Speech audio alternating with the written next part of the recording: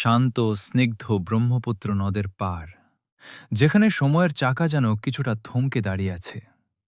নদীর কোলতান আর বাতাসের মৃদু শোঁ শোঁ শব্দে মিশে আছে এই জনপদের শত বছরের ইতিহাস। এই নিস্তব্ধ প্রকৃতির মাঝেই মাথা উঁচু করে দাঁড়িয়ে আছে এক ঐতিহাসিক স্থাপত্য, চুনাভুরা কেন্দ্রীয় জামে মসজিদ।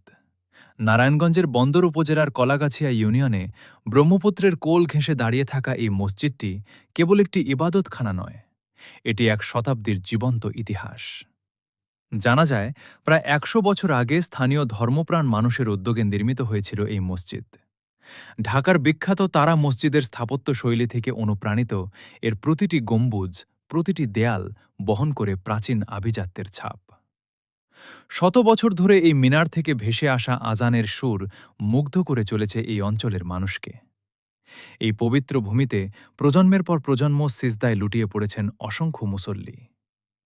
সময়ের প্রয়োজনে আজ মসজিদটি আধুনিক ও বিশাল কমপ্লেক্সে রূপ নিচ্ছে, তবুও এর পুরনো ভিত্তি আর মিনার আজও আমাদের মনে করিয়ে দেয় আমাদের শেকড়, আমাদের ইতিহাস। একদিকে দিগন্ত জোড়া সোনালি ধানের ক্ষেত, অন্যদিকে নদীর চরে ঘুরে বেড়ানো মহিষের পাল। বাংলার এই চিরচেনা রূপের মাঝেই লুকিয়ে আছে এক আধ্যাত্মিক প্রশান্তি।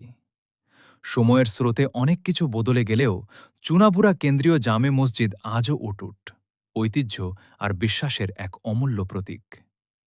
এই ঐতিহ্যের স্পর্শ পেতে আপনিও ঘুরে আসতে পারেন বন্দরের এই লুকানো রত্নে।